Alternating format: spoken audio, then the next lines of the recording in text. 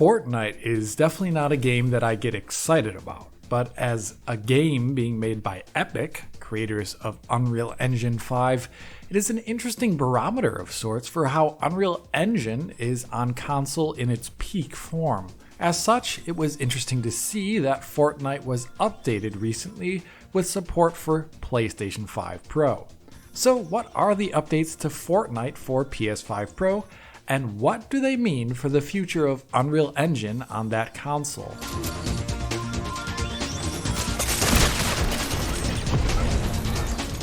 I would say this update for PS5 Pro is notable for two things. It adds something significantly, but it also significantly does not add something. Starting with that latter point, this update to Fortnite on the Pro does not change the game to utilize Sony's machine learning image reconstruction technique, PSSR. Epic instead opted to keep using its TSR technique as the main way the game is anti-aliased and brought up to 4K final resolution from lower internal resolutions. In this way, the PlayStation 5 Pro is using the exact same image reconstruction technique as the base PlayStation 5. No PSSR here. This is quite an interesting decision, and I think it highlights some important aspects about how PSSR can, should, and will be deployed in UE5 games. Epic has been working on TSR for quite some time, 4 years easily, if not even longer. And through its research and version updates, it has improved its quality while also reducing its cost with optimizations that have had minimal impacts to overall quality. TSR is made to the needs of Epic's engine and is fully integrated and responsively developed with all the other techniques in the engine, like Lumen ray tracing, post-processing, and much more. Basically, TSR is fitted to work as harmoniously as possible with the engine's particular quirks, leading to generally competent image quality. In this manner, Epic choosing to avoid PSSR here for Fortnite makes sense to me. For one, PSSR is heavier to run on the GPU than TSR is invariably based upon things we've heard behind the scenes. And games like Fortnite have to run at 60 or even 120 FPS on console, meaning every millisecond counts. Secondly, TSR being form-fit to the engine means that it will avoid issues that PSSR can potentially have in its still nascent form. As we recently saw with Silent Hill 2 on PS5 Pro, techniques like Lumen ray tracing may not currently resolve very well with PSSR, having flickering and instability that is just not visible with the cheaper to run TSR from Epic. I think Epic choosing to not use PSSR here is a sign for what we should expect maybe for future titles using Unreal Engine 5. In practice for the game though, it means that the PS5 Pro with its bigger GPU gets a resolution upgrade over the base PS5 version. Tested in like-for-like scenes, like the character emerging from the water here, the base PS5 in such a moment is at 1080p internally, being upscaled to 4K via TSR. The PS5 Pro in that exact moment is around 1350p internally, being upscaled to 4K via TSR. That is a 25% increase to axis resolution, but a much more significant, greater than 50% total amount of pixels being increased. That is quite the resolution differential there, and it is not what we've seen in other titles running on PlayStation 5 Pro versus PlayStation 5. It is significantly higher, and I think it is important to note perhaps why we're seeing this difference here. A while ago, Epic lowered the internal resolution on PlayStation 5 and Xbox Series consoles for energy-saving reasons, and they have a whole PDF about it if you want to read it.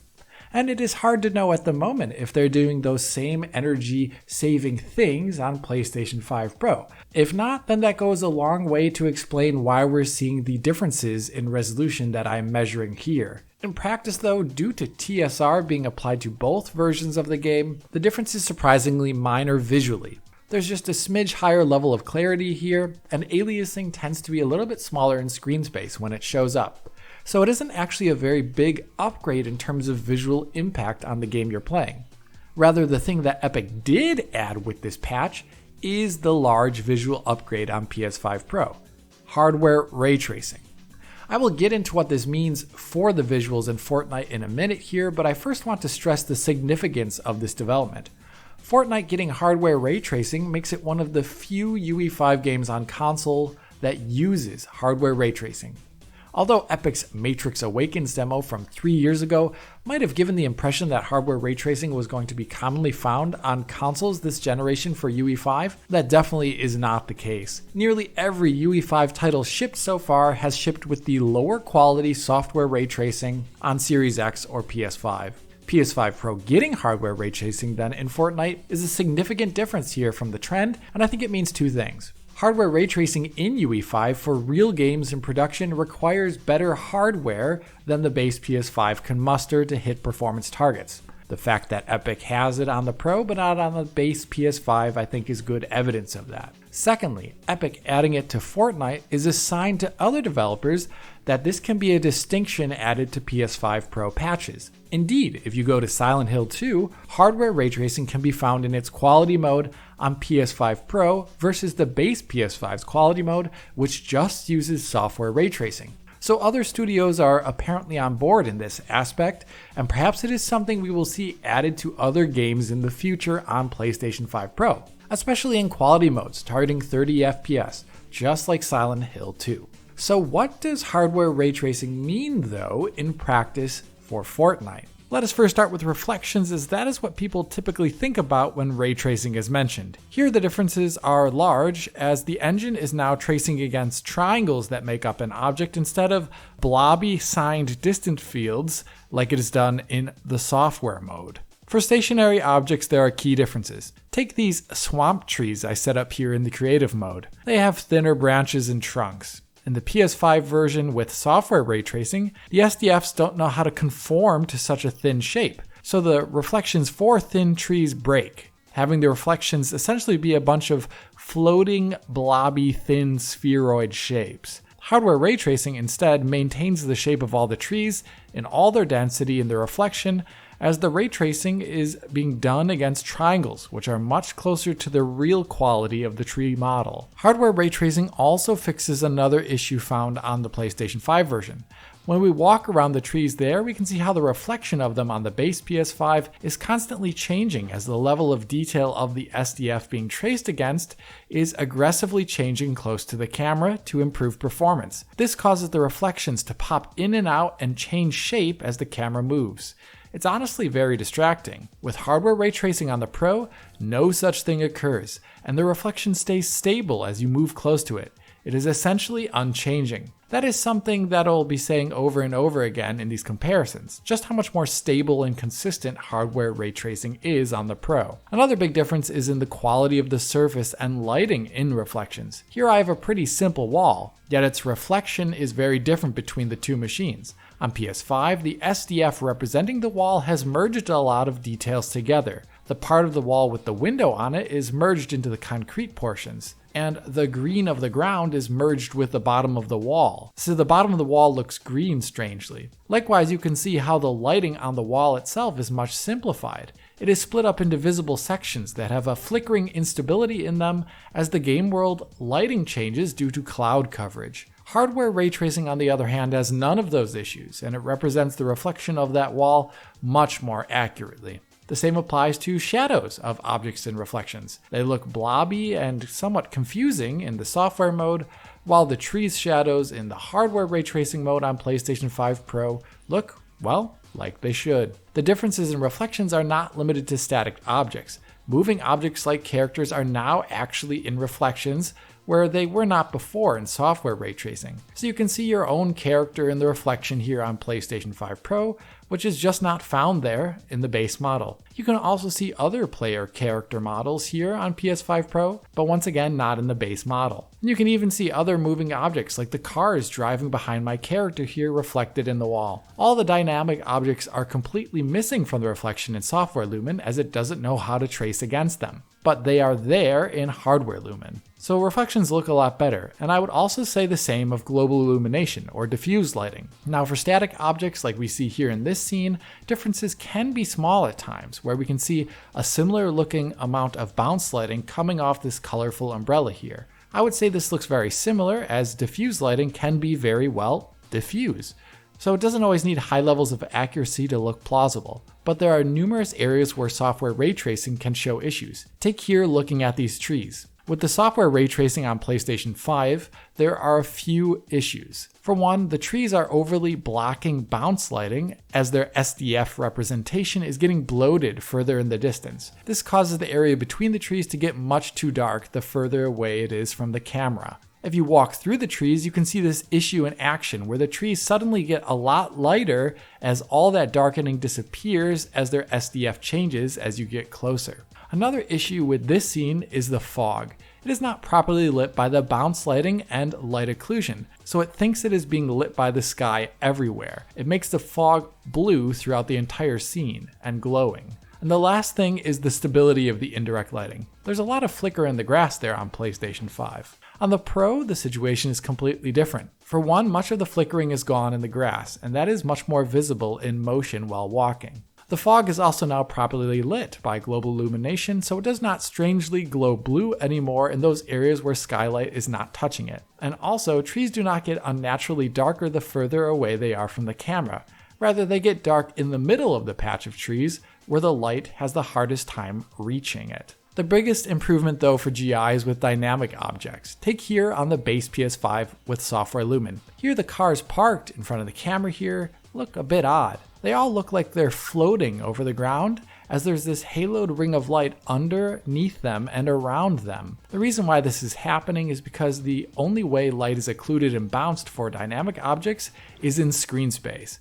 So they have little bits of screen space ambient occlusion basically and no other plausible lighting. Switching over to PS5 Pro with hardware Lumen, we see a huge difference here. The cars are now blocking and bouncing light in world space as dynamic objects are made of triangles and they're actually traced against.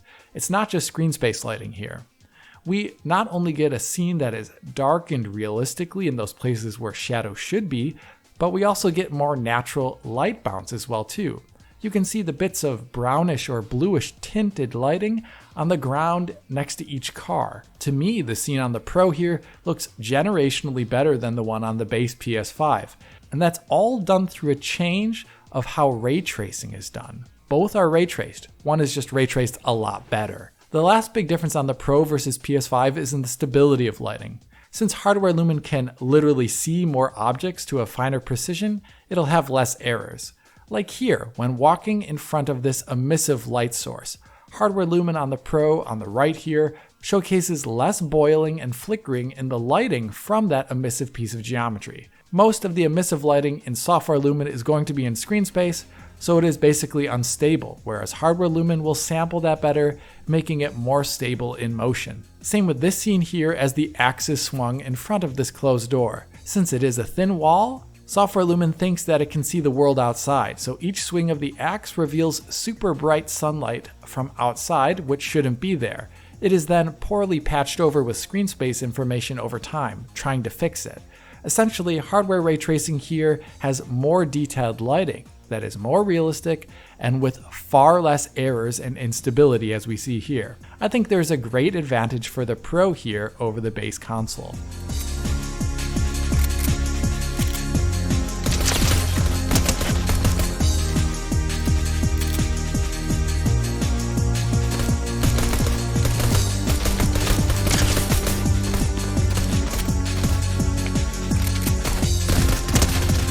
Now before I close out this video, there are two last things I want to talk about. The first of which is the 120Hz mode on PlayStation 5 Pro. This mode on PS5 Pro is much the same as it was on the amateur model. Just like on PS5, it does not use Lumen or any of the next-gen UE5 features as they are presumably too heavy to run at a consistent 120 FPS. So it looks pretty much the same as before. It looks similar and it performs similarly, which is a good thing, as it runs mainly at 120 FPS, with just some rogue dropped frames here or there, and nothing too bad. This is much like the 60Hz mode with Lumen, and that also runs at a solid 60 FPS. I presume DRS is helping a lot here, as the places where it does drop is just in those areas where there's slightly more intense load very briefly until the resolution changes.